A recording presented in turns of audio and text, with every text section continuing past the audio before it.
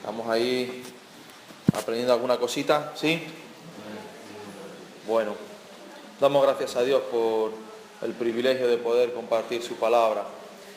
Y hermanos, sigamos predicando. Nuestra obligación como hijos de Dios es predicar el Evangelio a toda criatura. Ese es el llamado de Cristo al mundo, a los discípulos, diciéndoles: id por todo el mundo y predicad el Evangelio. Lo que pasa que luego se enredó todo, ¿no? Y dejamos ese llamado y nos comprometimos más con la economía y más con otras cosas, y podemos tener mil excusas para no servir a Dios. Podemos decir, bueno, es que tenemos una familia a nuestro cargo, es que ya tenemos cosas hechas, pero cuando Dios nos llame a su presencia, ¿verdad?, daremos cuenta de la responsabilidad que cada uno de nosotros hemos tenido sobre la tierra, sobre su palabra, ¿verdad? Y me llama la atención cómo los apóstoles, sin ningún medio, ¿verdad? No tenían internet, no tenían aviones, no tenían hoteles, no había absolutamente nada, cómo llenaron la tierra de la palabra de Dios. Llegando hasta Asia, llegando a España, ¿verdad?, llegando a los confines de Europa, y cómo ellos predicaban y predicaban y predicaban y predicaban.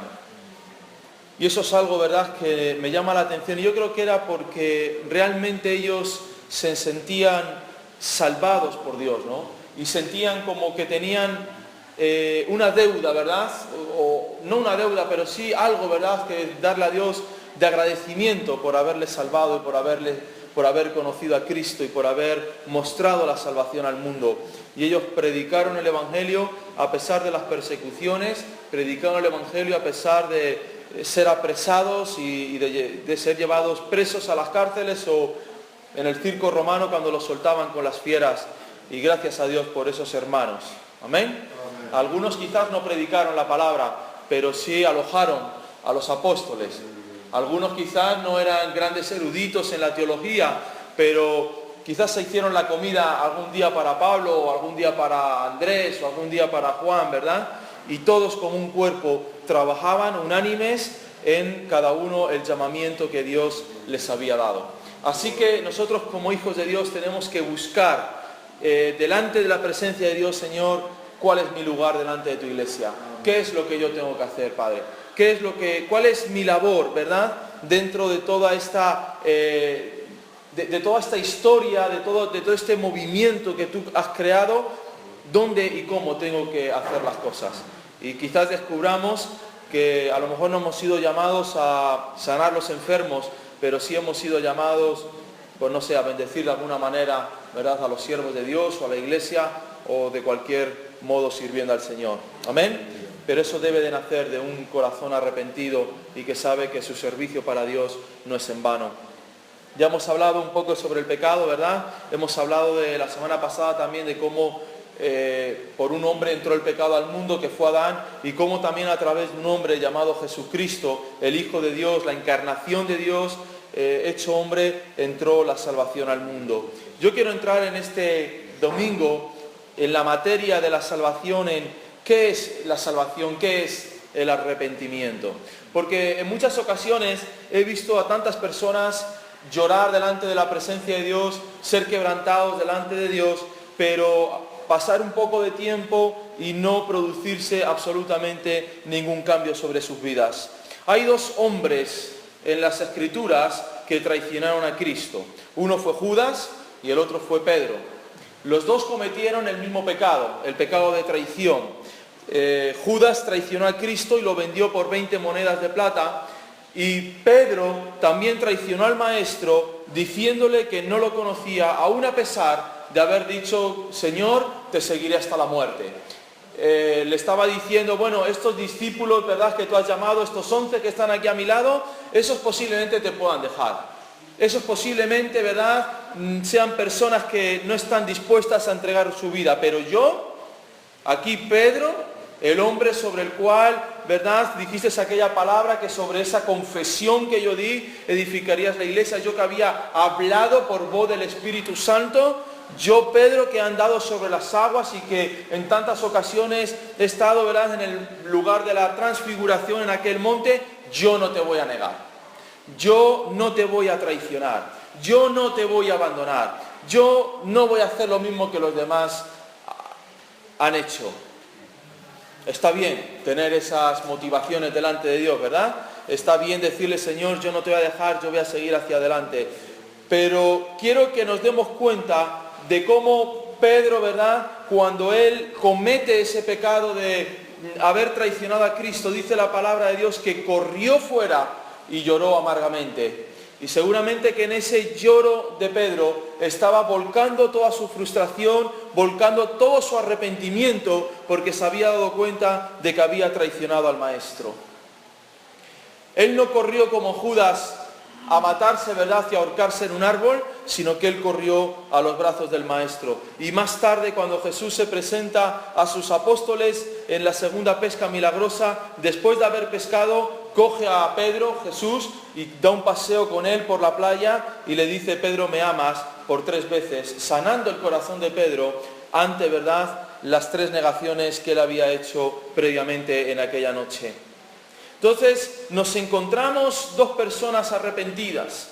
En Mateo 27 del 3 al 5 dice que entonces Judas, el que lo había entregado, viendo que era condenado Jesús, devolvió arrepentido las 30 piezas de plata a los principales sacerdotes y a los ancianos diciendo, yo he pecado entregando sangre inocente. Mas ellos dijeron, ¿qué nos importa a nosotros? Allá tú. Y arrojando las piezas de plata en el templo salió y fue y se ahorcó. La palabra aquí aparece que Judas estaba arrepentido. Hay 2 palabras en el Nuevo Testamento para la palabra arrepentimiento o arrepentido. La primera palabra es la que encontramos en Mateo 3, del 1 al 2, que dice, en aquellos días vino Juan el Bautista predicando en el desierto de Judea y diciendo, arrepentíos, porque el reino de los cielos se ha acercado.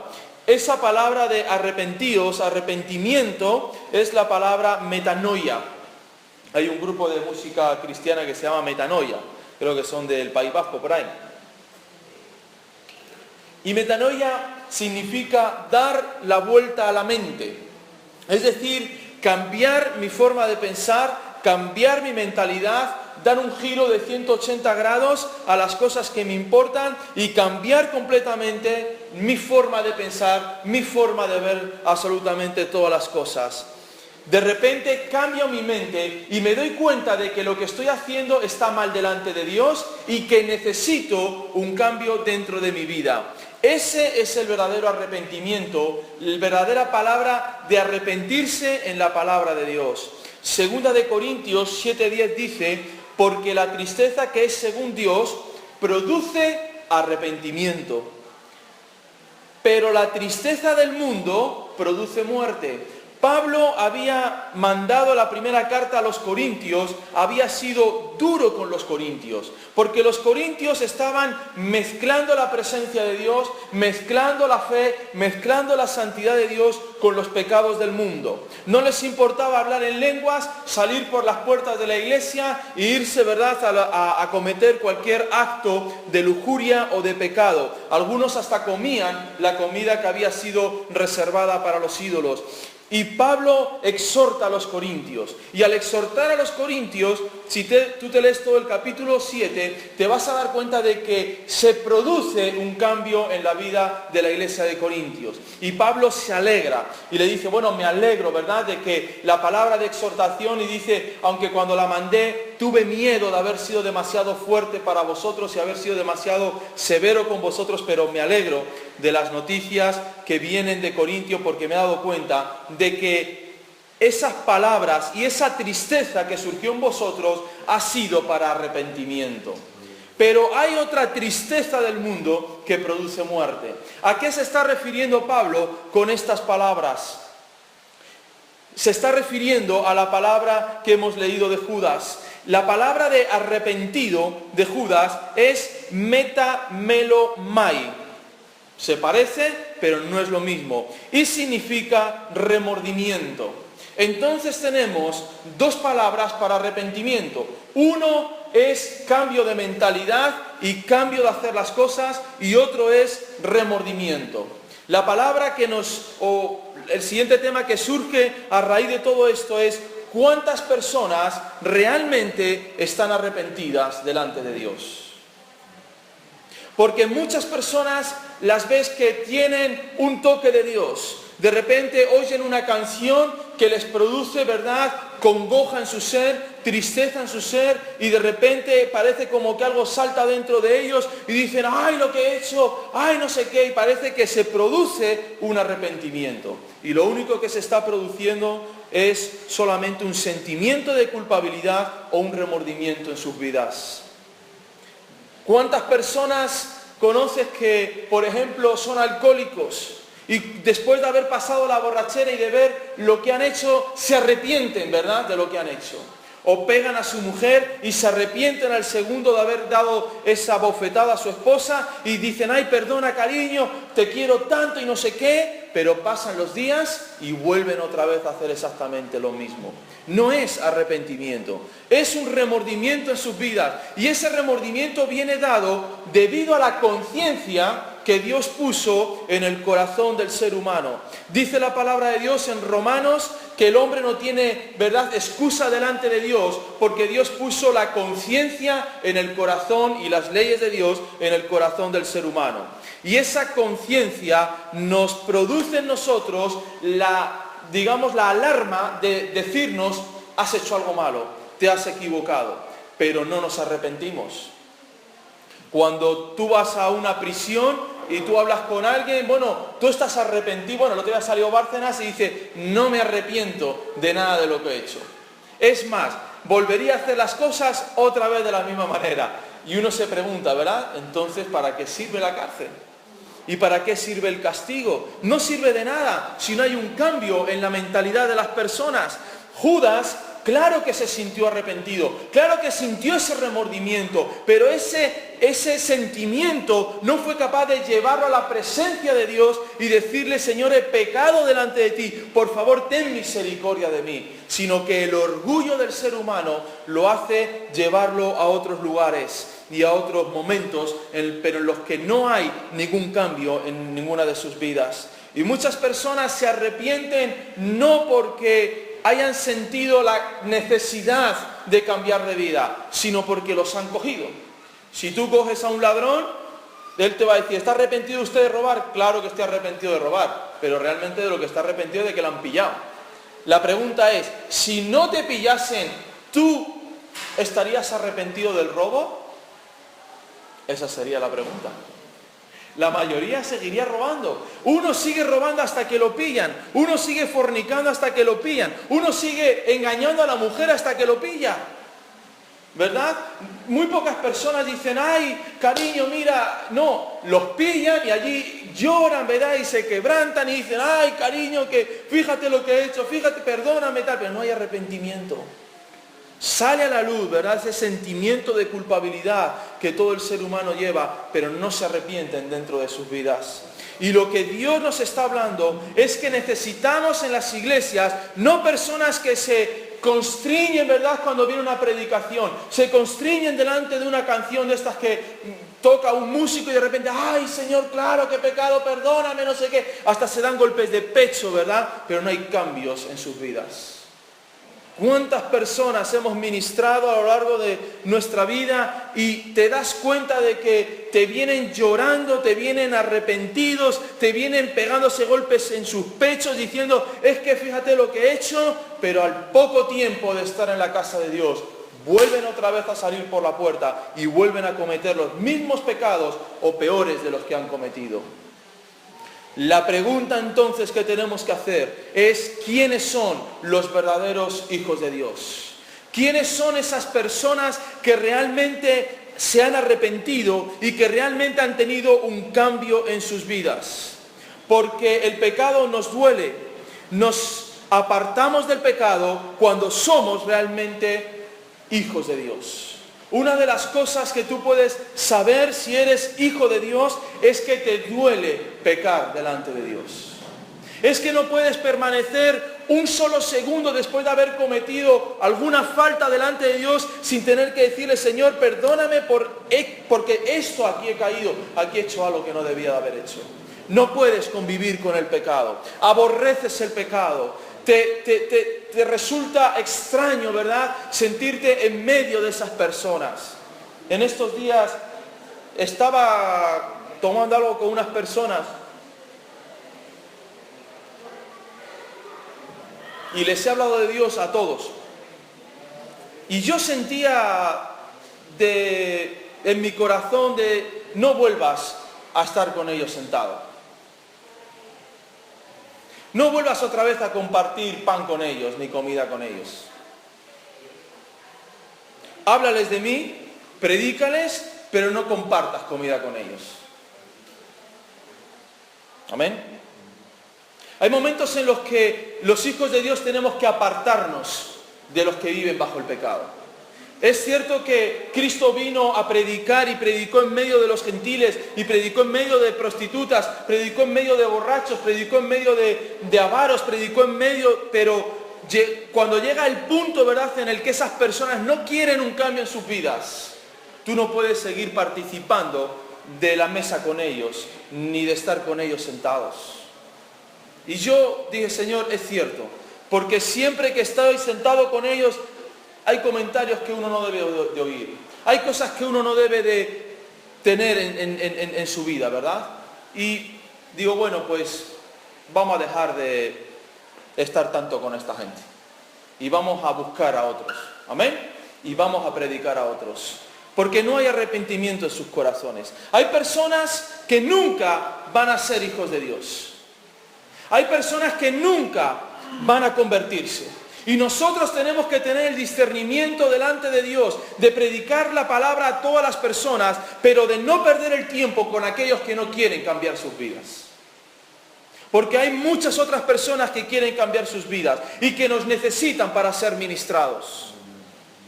Porque no todo el que dice Señor, Señor, dice la palabra de Dios, entrará en el reino de los cielos.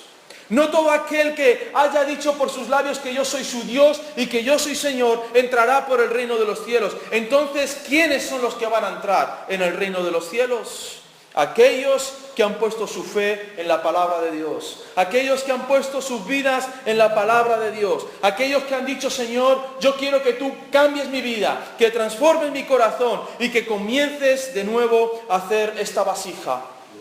Pero hay muchas personas que no quieren dejar su pecado. Hay muchas personas que aún quieren seguir mezclando, ¿verdad?, las cosas de Dios con las cosas del mundo. Déjame decirte, a esos la palabra de Dios los llama tibios. Y dice la palabra de Dios que a los tibios Dios los vomita de su boca. El vómito es algo que produce el cuerpo ante algo que está dentro de nosotros que no debería de estar ahí. Si tú te tomas un bistec en mal estado, un pescado que está malo, una fruta que está mala, y eso el cuerpo lo asimila y comienza a ver que eso no debe de estar ahí, lo tiene que expulsar del cuerpo. Porque no pertenece al cuerpo. Debemos, ¿verdad?, dejar que Dios expulse a aquellas personas que no son del cuerpo de Dios. Y no importa si las iglesias se quedan medio vacías, pero necesitamos en las iglesias personas realmente convertidas a Cristo, que hayan tenido un encuentro personal con Dios. No personas que vienen porque se sienten mal, porque les duele la cabeza, porque quieren un milagro, porque se han sentido culpables después de haber pegado a su esposa o después de haber abandonado a sus hijos. Necesitamos personas que realmente sientan que el pecado no puede estar delante de la presencia de Dios. Y que vengan arrepentidos delante de Dios. La salvación y la fe es lo que produce la salvación en nuestras vidas. En Romanos 10:17 dice que la fe es por el oír y el oír por la palabra de Dios. ¿Cómo va a venir la fe a las personas a las que estamos predicando? A través de la predicación de la palabra. Muchas personas dicen, si tuviésemos tal evento, entonces las personas creerían. Si se produjera tal milagro, entonces las personas vendrían. Eso es mentira. Porque cuando Cristo resucita a Lázaro de entre los muertos, una persona que había vivido entre el pueblo, una persona que había estado con el pueblo, y lo ven que había sido sepultado hacía ya 4 días, que según la ley judía después de 3 días ya no se podía levantar nadie de entre los muertos, va Cristo y le dice, Lázaro, ven fuera. Y en ese mismo instante, dice la palabra de Dios, muchas personas que vieron ese milagro, desde ese mismo instante decidieron matar a Cristo. Increíble. ¿Tú has leído esa palabra? Léela en casa cuando vayas. Dice, desde ese mismo instante en el que Cristo hace levantar a Lázaro de entre los muertos, tenemos que matar a Jesucristo. No nos interesa Cristo. No nos interesan sus milagros. ¿Por qué? Porque Cristo confronta la verdad del hombre, que es su estado pecaminoso. Y Cristo no puede compartir el pecado en tu vida. No puede compartirlo. Si tú eres un mentiroso, tienes que dejar de mentir. Si tú eres un avaro, tienes que dejar la avaricia. Si tú eres un fornicario, tienes que dejar la fornicación. Eso no va a venir por un milagro. Eso no va a venir por una imposición de manos. Eso no va a venir porque te caigas al suelo. Muchas de las personas se caen al suelo, se levantan y casi que se levantan peor que cuando se cayeron. No ha producido nada en sus vidas. ¿Por qué? Porque la palabra de Dios no ha penetrado en sus corazones y no ha producido la fe que salva. Solamente ha producido fuegos artificiales. ¿Sabes lo que es un fuego artificial? Un cohete que sale, explota y durante 5 segundos ilumina el mundo.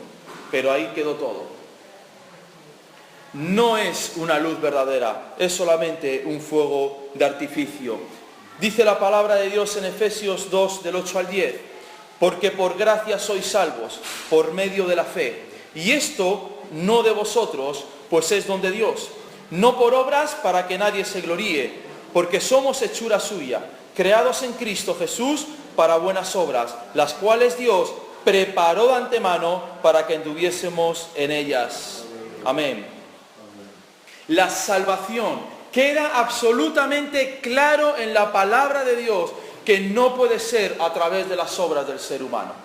¿Y por qué no puede ser a través de las obras? Porque ya leímos en Romanos la semana pasada que no hay ninguno bueno. Amén. Que todos se extraviaron de la presencia de Dios. Que todos buscaron hacer sus pecados. Así que por las obras no podemos ser salvos, sino solamente por medio de la fe. Y la fe en la palabra de Dios que es Cristo. Juan 1.1 dice, el verbo era con Dios, el verbo era Dios, y el verbo se hizo ¿qué? Carne y habitó entre nosotros. Entonces Cristo es la palabra de Dios. Cristo es el mensaje para la iglesia. Cristo es el mensaje para el mundo. La salvación es por la fe. Eso no se puede ver. No podemos ver la fe de las personas.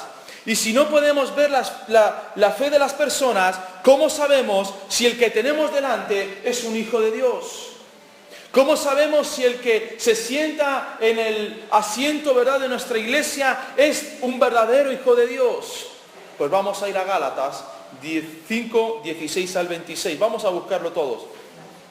Gálatas 5, 16 al 26.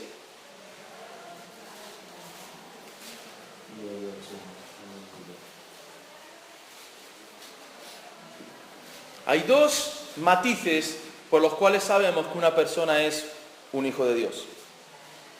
Gálatas 5, 16 al 26. Digo pues, andad en el Espíritu y no satisfagáis los deseos de la carne. Porque el deseo de la carne es contra el Espíritu y el del Espíritu es contra la carne. Y estos se oponen entre sí, para que no hagáis lo que quisierais. Pero si sois guiados por el Espíritu, amén. ¿Quiénes son los que son guiados por el Espíritu? Los hijos de Dios. Ningún hombre que no sea hijo de Dios puede ser guiado por el Espíritu de Dios. Solamente los que han sido lavados con la sangre de Cristo, dice la palabra de Dios, que tienen el Espíritu de Dios sobre sus vidas. Si sois guiados por el Espíritu, es decir, si sois salvos, si habéis sido arrepentidos, si habéis sido lavados por la sangre de Cristo, no estáis bajo la ley. Es decir, no estáis, ¿verdad?, bajo la ley de la carne. Y manifiestas son las obras de la carne, que son adulterio, fornicación, inmundicia, lascivia, idolatría, hechicerías, de enemistades, pleitos, celos, iras, contiendas, disensiones, herejías, envidias, homicidios, borracheras, orgías y cosas semejantes a estas, acerca de las cuales os amonesto, como ya os he dicho antes, que los que practican tales cosas, ¿qué pasa? No heredarán el reino de Dios. Primer punto, para saber si una persona es hijo de Dios, es que no comete estos pecados. Cuando una persona viene a Cristo, sí es cierto que hay un tiempo, ¿verdad?, de proceso de Dios en el que Dios trata con su vida. Pero tú no puedes tener 2 años, 3 años, 4 años de convertido y seguir en el adulterio, seguir en la mentira, seguir en las enemistades, seguir en las disensiones, seguir en las herejías, porque lo que tú estás haciendo está diciendo que tú no eres hijo de Dios. Porque el que es guiado por el Espíritu no vive en estas cosas. ¿Cuántos cristianos o llamados cristianos conoces que cometen todas estas cosas? Y aún así dicen que Dios los ama. Aún así dicen que Dios les entiende. Aún así dicen que cada uno, ¿verdad?, tiene sus rebeldías, cada uno tiene sus rollos y cada uno tiene sus cosas. No es según la palabra de Dios. La palabra de Dios dice que aquellos que han sido lavados por la sangre de Cristo, que aquellos que son dirigidos por el Espíritu de Dios, son los que no cometen estos errores, estos pecados. Yo soy hijo de Dios. Bueno, vamos a ver tu comportamiento. Cuando viene la gente por la puerta de la iglesia, no, yo es que llevo 5 años de convertido. Y es, ¿verdad?, una persona que está todo el día con contiendas, está todo el día con críticas. Déjame decirte, tú no eres hijo de Dios. Amén. Parece fuerte decir esto desde un púlpito, pero es según lo que vemos en la palabra de Dios. Un joven me dijo hace poco, bueno, es que veo que si fornicas o adulteras en la iglesia, entonces te bajan de ministrar. Pero si eres un criticón, nunca te bajan. Y digo, es cierto. A los criticones, a los contendientes, ¿verdad?, a los de los celos, a los de los pleitos, a eso los mantenemos. Ahora, como a alguien se le ocurra caer, ¿verdad?, en la fornicación, esos son como los 2 pecados del mundo evangélico, ¿no? Fornicación y adulterio. El que comete eso ya no tiene remisión de pecados. Y sin embargo, tenemos otros que están ahí todo el día, traca, y no los echamos de los lugares de oración. Aleluya. Esta lista está clara. Dice la palabra de Dios que los que practican tales cosas no heredarán el reino de Dios. El que practica estas cosas, el que practica los celos, el que practica los pleitos, las iras, las contiendas, las disensiones, las herejías, las envidias, no entra en el reino de los cielos. Amén. Amén. No entra. Entonces, ¿cómo sabemos que una persona es hijo de Dios? Más el fruto del Espíritu. Es decir, yo me he arrepentido de mis pecados, Cristo me ha salvado por su sangre, entro a formar parte del cuerpo de Cristo y el resultado del trabajo del Espíritu de Dios en mi vida es el siguiente: amor, gozo, paz, paciencia, benignidad, bondad, fe, mansedumbre, templanza. Amén. Vamos a observar si ese árbol es un manzano o es un naranjo. ¿Cómo lo sabemos? Cuando dé fruto. Si da manzanas, ¿qué es? ¿Un manzano? Si da naranjas, es un naranjo, ¿verdad? Y el árbol dice, no, yo soy un naranjo y está dando manzanas. No, mire usted, es un manzano. Y hay que hacerle ver que es un manzano. Entonces, ¿cómo vemos si una persona es hijo de Dios? Porque vemos el fruto del Espíritu sobre él. Porque vemos el gozo. Amén. No es una persona que está todo el día, ay, estoy aquí decaído, fíjate tú, lo triste y lo difícil que es seguir al Señor. A mí es que me asombra cuando oigo desde los púlpitos decir, es que es difícil seguir a Cristo.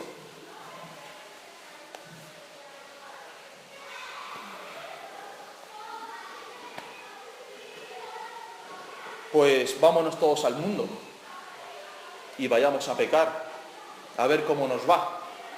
Amén. ¿Cómo te crees que te va a ir? ¿Mejor o peor que al cristiano? Es que me cuesta tanto vivir en santidad.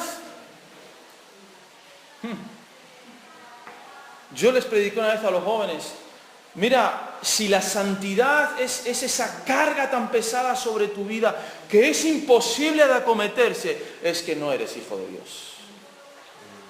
Porque el que es hijo de Dios ama la santidad, porque le duele el pecado. Nace de él porque el Espíritu de Dios, que es el Espíritu Santo y es 3 veces santo, le contrista y anhela la santidad delante de Dios.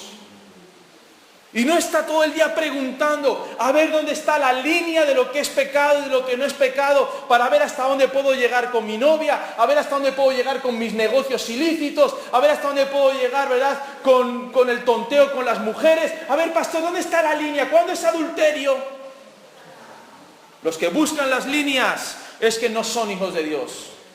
Los que buscan los límites es que no son hijos de Dios. Los hijos de Dios saben que tienen que hacer lo que el Espíritu de Dios dice. Amén. Y que tienen que dar fruto. Y que tú tienes que ser paciente. Y que tienes que ser manso. Y que tienes que tener templanza. ¿Delante de qué? Delante de los problemas. Porque ser templado, ¿verdad?, y manso delante de cuando todo va bien, pues ahí todos somos mansos y humildes. Amén. El fruto se ve cuando vienen los problemas a nuestras vidas y nos damos cuenta de que hemos producido amor. ¿Por qué? Porque nos hieren y somos capaces de amarles. Porque nos han traicionado y somos capaces de amarlos. Porque tenemos paz en medio de las tormentas. Porque tenemos, ¿verdad?, la bondad en medio de un mundo que solamente se fía de lo que ve. Pero los que son de Cristo, dice, han crucificado la carne con sus pasiones y sus deseos. ¿Hasta dónde puedo llegar? Crucifica, mi niño, porque te veo que no has crucificado. La crucifixión es la muerte. Han crucificado su carne, sus pasiones y sus deseos. Y el cuerpo te dice, es que quiero esto, sí, pero es que no te lo voy a dar. ¿Por qué? Porque es contrario a la voz de mi amado. Aleluya. Porque es contrario a lo que Dios dice, y yo amo a Dios por encima de la fornicación. Y no me cuesta vivir en santidad. No me cuesta vivir en santidad porque he sido lavado con la sangre de Cristo. ¿Esto quiere decir que no pecaremos hasta el día de la venida del Señor? No. Y ya lo vimos cuando Jesús lava sus pies, los pies a sus discípulos, ¿sí? Les dice, es necesario que sean lavados porque es el polvo del camino. Hay cosas que tenemos que seguir limpiando y purificando, pero no podemos caer en estos pecados. No hagamos vanaglorioso, irritándonos unos a otros, envidiándonos unos a otros, dice la palabra de Dios. Si vivís por el Espíritu, dice, andemos también entonces por el Espíritu. Lo primero que vemos cuando uno es un verdadero hijo de Dios, que aborrece las obras de la carne. Lo segundo, que produce fruto. ¿Amén? Y lo tercero, vamos a ver si nos da tiempo, yo creo que sí, ¿no? Santiago 2, 14 al 26. Porque aquí viene una contradicción con el mundo católico. Esto es uno de los pasajes que te van a coger los católicos para justificar la salvación por obras. Y el que ya no tiene ni idea, pues te dirá que la Biblia se contradice. Amén. Vamos a leerlo todo. Amén. Gloria al nombre de Dios. Santiago 2, 14 al 26. Hermanos míos, ¿de qué aprovechará si alguno dice que tiene fe y no tiene obras? ¿Podrá la fe salvarle? Y si un hermano o una hermana están desnudos y tienen necesidad del mantenimiento de cada día, y alguno de vosotros les dice, id en paz, calentaos y saciaos, pero no les dais las cosas que son necesarias para el cuerpo, ¿de qué aprovecha? Así también la fe, si no tiene obras, es muerta en sí misma. Pero alguno dirá, tú tienes fe y yo tengo obras. Muéstrame tu fe sin tus obras y yo te mostraré mi fe por las obras. Tú crees que Dios es uno, bien haces. También los demonios creen y tiemblan. Mas ¿quieres saber, hombre vano, que la fe sin obras es muerta? ¿No fue justificado por las obras Abraham, nuestro padre, cuando ofreció a su hijo Isaac sobre el altar? ¿No ves que la fe actuó juntamente con sus obras y que la fe se perfeccionó por las obras? Y se cumplió la escritura que dice: Abraham creyó a Dios y le fue contado por justicia y fue hallado amigo de Dios. Vosotros veis pues que el hombre es justificado por las obras y no solamente por la fe. Asimismo también Rahab la ramera, que no fue justificada por obras cuando recibió a los mensajeros y los envió por otro camino, porque como el cuerpo sin espíritu está muerto, así también la fe sin obra está muerta. Amén. Aquí tenemos unos que dicen, no, la salvación es por obra, otros dicen, la salvación es por fe. ¿Quién tiene razón? Pues tenemos que estudiar todo el conjunto de la palabra de Dios y de la salvación. Está claro y hemos dejado claro que la salvación es por la fe, porque ninguna de nuestras obras puede salvar nuestras vidas. ¿A qué entonces se está refiriendo Santiago? Santiago está contradiciendo a Pablo cuando está escribiendo a los romanos o cuando está escribiendo a los gálatas o a los efesios. De ninguna de las maneras. Santiago está diciendo, cuando tú eres hijo de Dios, te llamas hijo de Dios y te jactas de que tienes fe en Cristo, pero no haces tus obras, ¿qué Cristo es el que tienes en tu corazón? Porque ¿acaso puede venir un hermano o una hermana y te dice, hay la necesidad que tengo, fíjate tú, ¿y qué hacemos por ellos? Oramos por ellos, ¿sí? Ministramos por ellos, les hablamos en nuevas lenguas, hacemos un montón de cosas, pero no les damos un centavo. No les damos ni para la gasolina del coche. Entonces, Santiago está diciendo, si entonces tú tienes fe y fe y fe, pero no tienes obras, la fe no está puesta realmente en Cristo. Porque si tu fe estuviese puesta en Cristo, tus obras tendrían que salir a la luz. Porque la fe sin nuestras obras, entonces, ¿qué es primero? ¿La fe o las obras? La fe. Porque la fe, dice la palabra de Dios, según hemos leído Santiago, produce buenas obras. Entonces los cristianos, digamos, reformados por el señor Lutero, ¿verdad? Nos hemos dedicado a la fe, a la fe, a la fe, y nos hemos olvidado de las obras de la fe. Y decimos que amamos a Dios, pero nuestro dinero ni lo ponemos para el servicio de la obra de Dios. Decimos que amamos a Dios, pero no tenemos caridad con el contrario, con la persona que está delante de nosotros. Decimos que tenemos fe y que somos salvos, pero nuestras obras no están hablando de que tenemos la compasión de Cristo. Tito 3:8 dice, palabra fiel es esta, en estas cosas quiero que insistas con firmeza, para que los que creen en Dios procuren ocuparse en buenas obras. Estas cosas son buenas y útiles a los hombres. Las obras son la evidencia de nuestra fe y no las obras como medio de salvación hacia Dios. Yo soy hijo de Dios, muéstrame tus obras. Amén. No es muéstrame tu ministerio, no es muéstrame cuántas almas han venido al arrepentimiento por tu predicación, no. Las obras que tú haces hacia los demás, la compasión que tú tienes hacia los demás, la ayuda que tú haces hacia los demás. Amén. ¿Para qué sirve nuestra economía? ¿Para qué crees que sirve nuestra economía? Para el reino de Dios. Es que quiero una casa mejor. Es que tú no fuiste llamado a tener una casa mejor. Es que quiero esto más grande. No. Nuestra fe que está puesta en Cristo tiene que producir en nuestra economía, en nuestra vida, en nuestra familia, las obras hacia los demás. Y no podemos decirle a la gente, ¿verdad? Vete en paz, hijo mío. Bueno, ya el Señor sabe todas las cosas. Ya el Señor te proveerá. Y nosotros teniendo la bolsa llena. Aquí en la iglesia, ¿a cuántas personas hemos podido bendecir? Personas que han venido, a las que hemos ido a comprar con ellos a Carrefour, hemos ido a pagar el alquiler de su vivienda porque no tenían, hemos ido a pagar la luz porque se la habían cortado. Porque si esas personas vienen a la iglesia y nosotros les soltamos la predicación de la palabra y allí los dejamos, ¿tú te crees que la luz va a volver por causa de la palabra de Dios? No. La luz va a volver cuando nosotros ponemos en funcionamiento las obras de Dios. Y le decimos, mira, aquí tienes el dinero, paga la luz y que tus hijos puedan tener luz para poder estudiar. Y nos hemos olvidado como hijos de Dios de que nuestras obras tienen que ir a la par que nuestra fe. Que nosotros es como Abraham, dice que Abraham, sí Señor, yo te amo, yo tal, bueno, pues entonces sacrifica a tu hijo.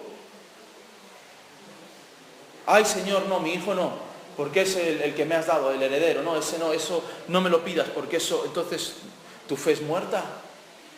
Entonces cuando Abraham, diciendo que tenía fe, Dios prueba esa fe a través de las obras, es cuando se da cuenta al mismo Abraham y nosotros nos damos cuenta de que su fe era verdadera. Amén. Porque las obras que venían a raíz de esa fe estaban diciendo que él sentía, ¿verdad? Y sabía, como dicen Hebreos, que aún el mismo Dios lo podía resucitar de entre los muertos. Y lo entregó y lo mató. Claro que no lo mató físicamente, pero ya lo había matado en su corazón, sabiendo que Dios es poderoso para hacer todas las cosas. Amén. Nuestra fe va a ser probada. ¿Y cómo va a ser probada? A través de nuestras obras. Tú dices que tienes fe, muy bien, pues como dice Santiago, muéstrame tus obras. ¿Qué obras? No, el justo por la fe vivirá. Claro que el justo por la fe vivirá, pero el resultado de esa fe, el resultado de haber sido llamado hijo de Dios, es que tú tienes buenas obras. Amén. Entonces tenemos que una persona, para llamarse hijo de Dios y haber sido nacido de nuevo, primero tiene que tener un arrepentimiento genuino. Ese arrepentimiento genuino es producido por escuchar la palabra de Dios. Ese arrepentimiento nos lleva, ¿verdad?, a contristarnos y nos lleva a un cambio en nuestra mente y a pedir misericordia y socorro delante de Dios. Lo segundo es que hemos crucificado nuestras pasiones, los deseos de nuestra carne. Ya no somos lo que éramos, sino que cuando éramos borrachos ya no somos borrachos. Los que éramos mentirosos ya no somos mentirosos, etc.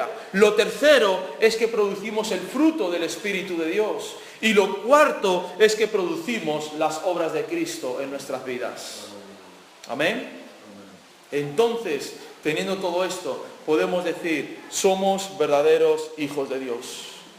Somos verdaderos hijos de Dios llamados por Cristo. Quiero, para terminar este resumen, somos justificados judicialmente por Dios. ¿Quién acusará a los escogidos de Dios? Dios es el que los justifica.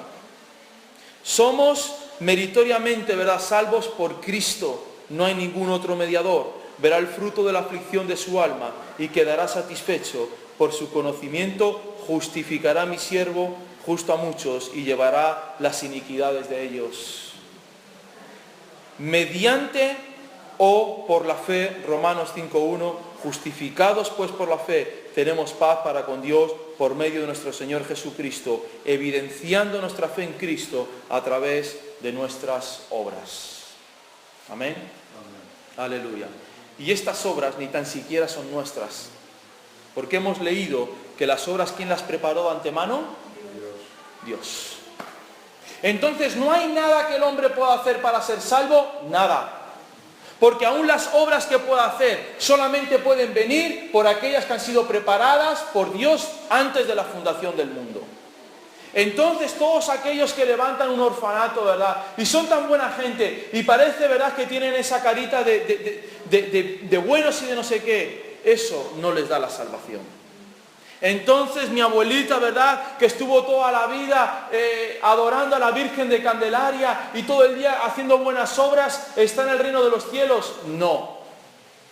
Pero era buena gente, da igual que fuese buena gente. Solamente es a través de Cristo. Amén. Y dice que los idólatras, lo hemos leído, no heredarán el reino de los cielos. Tú tienes a San Pancracio allí, ¿verdad?, en el negocio. No, ¿quién es el que tiene los negocios? Eso que tiene un dedo ahí que le mete las monedas. A San Pancracio es. Entonces tienes a San Pancracio allí, ¿verdad?, puesto, yo me acuerdo un cliente que tenía a San Pancracio con el dedito así, y como tiene un agujero, pues habían metido de estas de 25 pesetas que tenían el agujero al medio, ¿no? Para que le venga la prosperidad. Y luego la Biblia al lado abiertita, y luego la estampita del Papa no sé qué, y la estampita de la no sé cuántos. Y yo le dije, ¿tú quieres que te vaya bien sobre la tierra? Sí, elimina todos esos altares, tíralos, bótalos y ven al arrepentimiento. Ay, es que es tan buena mi abuelita, ¿verdad? Yo he tenido abuelos que no los he conocido, muchos eran buenos, pero estarán en el reino de Dios si hicieron la voluntad del Padre, si creyeron en Cristo, si se arrepintieron de sus pecados y se olvidaron de cometer esos pecados. Si no, estarán en el infierno. Ay, pero es que yo quiero mucho, ¿verdad? A mi abuelita, a mi papá, a mi hermanito. Sí, todos queremos a nuestra familia. Pero la palabra de Dios dice que los que practican tales cosas no heredan el reino de los cielos. Por eso el día que vayamos al reino de los cielos, dice la palabra de Dios, de lo primero no habrá memoria. Amén. No sabrás que tu abuelita nació, no sabrás que tu hermanito nació, no sabrás que tu padre nació. Y no tendrás conciencia de tu pasado, ni sabrás, porque imagínate una eternidad sabiendo que ellos están perdidos en el infierno. Y esto se lo dije una vez a un joven, le dije, mira, yo te estoy predicando, llevo ya 10 años predicándote, pero el día que entre yo en el reino de los cielos, ya nunca me olvidaré, ya nunca me acordaré de que tú exististe. Amén. Pero tú me verás a mí en el reino de los cielos. Qué fuerte es la palabra de Dios. Qué fuerte es la palabra de Dios. La palabra de Dios dice, 2 estarán durmiendo en la misma cama. Y uno será llevado al reino de los cielos y el otro será quedado. Pero es que levantó, ¿verdad?, el hospital de la calle no sé qué, eso lo hizo mi antepasado. ¿Y quién le mandó que construyera el hospital? Gracias por el hospital, don Ricardo, ¿verdad? Pero eso no le da entrada al reino de los cielos. ¿Cuántos levantan hospitales pero pegan a sus mujeres? ¿Y cuántos hombres de negocios, verdad, dicen, bueno, vamos a dar 100.000 o 1 millón de euros a menganito, pero viven en fornicaciones, viven en adulterios y viven en pecados? Las obras no justifican tu pecado. El que justifica tu pecado es la sangre de Cristo, viniendo al arrepentimiento por mediación de la fe. Amén. Entonces vemos que Santiago no contradice a Romanos, sino que añade a lo que dice Pablo y dice la fe y luego tenemos que ver las obras. Por eso el mismo Juan el Bautista, cuando todo Jerusalén sale al arrepentimiento, les dice, haced ¿qué? Frutos dignos de arrepentimiento. Les dice, ¿quién os ha mandado huir de la ira venidera? Sino que tenéis que hacer frutos, que veamos realmente que estáis arrepentidos. Y no que venéis aquí para que todo el mundo os vea. Fíjate que bueno, va a misa todos los domingos. Sí, pero engaña y explota a sus trabajadores. ¿Y de qué les servirá, verdad? Ir a misa todos los domingos, presignarse todos los domingos, o venir a una iglesia evangélica y ponerse a levantar sus manos y gloria a Dios y aleluya, y luego hace lo que hace con su familia, y grita a sus hijos, y pega a sus hijos, insulta a sus vecinos. Necesitamos iglesias con personas realmente arrepentidas, venidas a la contrición del corazón de cada uno de nosotros y decirle, Señor, no queremos nunca más, ¿verdad?, estar metidos en nuestros pecados. Cambia nuestra mente, cambia nuestra forma de hacer las cosas. Alguien dijo, no sé, hace poco vi una predicación que decían, los cristianos no dicen mentiras, las cantan. Todos aquí somos muy buenos y todos aquí podemos hasta levantar las manos. Y aquí podemos hasta tomar de la mesa del Señor y cada uno está como esté, ¿sí? Pero delante de Dios no puede ser burlado y no puede ser engañado. Y tú aquí podrás decir, Señor, Señor, cuánto te amo. Y Dios te dice, bien, pues tu familia necesita saber, que tú los amas también a ellos y que los debes de tratar con amabilidad, ¿sí? Con todo esto. Y cuando estamos predicándole a nuestros familiares, a nuestros amigos, deben de ver que somos íntegros. Que no es que se lo decimos y luego hacemos lo que nos da la gana, sino que lo decimos y lo hacemos. Amén. No solamente oidores de la palabra, sino también hacedores de la palabra. Y entonces el mundo verá que realmente somos diferentes. Y entonces podemos predicarles la predicación del Evangelio, porque verán en nosotros la imagen de Cristo. Amén. Y podremos decir, como dijo el apóstol Pablo, sed imitadores de mí, porque yo lo soy de Cristo. Aleluya. Y siempre tenemos esa excusa como cristianos, no, a mí no me mires. ¿Sí? A mí no me mires, tú mira a Cristo, que yo te puedo fallar. No sé eso dónde pone la Biblia, pero bueno. Dios dice que a través, ¿verdad?, de nuestras vidas y de cómo nos vean, podemos traer a muchos a Cristo. Entonces tú tienes que decirle, mírame a mí. ¿Sí? Mírame a mí, yo te voy a ayudar. Yo voy a estar contigo, porque estás seguro de que has sido lavado con la sangre de Cristo. Naturalmente no estamos hablando de poner la fe en el hombre, pero sí estamos hablando de ser personas que seamos guías de otros para que esas personas puedan creer. Y necesitamos, ¿verdad?, en las iglesias católicas, evangélicas, adventistas, del séptimo reino, la que tú quieras, personas que cumplan con la verdadera salvación de Cristo, justificados a través de Cristo, por la sangre de Cristo, no por nuestras obras, para que nadie se gloríe, y teniendo nuestra fe en el Cordero de Dios. Amén. Y si decimos que somos hijos de Dios, vivamos como hijos de Dios. Tú preguntas a todos estos ricos que están haciendo millones, y ahora dicen que el 1% de la población ya posee más del 50% de toda la economía mundial. Yo le preguntaría, ¿verdad?, ¿cómo se llama el de Zara? Amancio Ortega, este hombre católico que da a Cáritas no sé cuántos miles de euros, ¿verdad? Yo le diría, señor Amancio Ortega, usted que va a misa, ¿por qué no paga más a sus trabajadores si realmente es cristiano? ¿Por qué no es justo con sus trabajadores? Y en vez de cobrar 800 euros por 8 o 10 horas de trabajo que no les llega ni para el alquiler, no les pagan 1.500 euros. ¿Acaso no ganó en el último trimestre más de 2.000 millones de euros?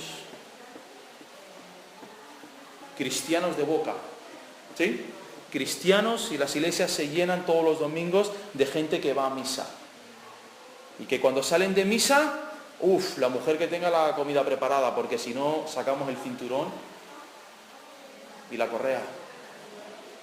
Y vamos a misa y cuidado con nuestros hijos, que no me grite cuando estoy viendo el partido, porque entonces es que le cruzo la cara.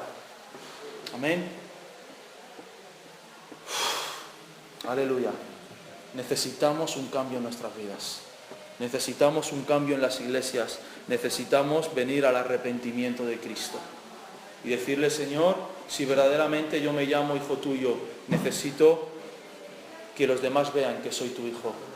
Necesito ser bueno con mi esposa, ser bueno con mis hijos, ser honesto con mi jefe o ser honesto con mis trabajadores. Repartir, ¿verdad?, de lo que tú me has dado, lo puedo dar y puedo compartir hacia los demás. Personas que amasan y amasan dinero. ¿Para qué? No tienes ni 10 vidas para gastar lo que has amasado. Reparte, da, sé bueno con tus empleados, sé bueno con aquellas personas que están debajo tuyo. Bendícelas. Amén. Bendícelas. Porque en este país todos nos llamamos cristianos, pero nadie sigue a Cristo. Nadie hace la voluntad de Cristo. Nadie hace la voluntad de Dios. Nadie hace la voluntad del Padre.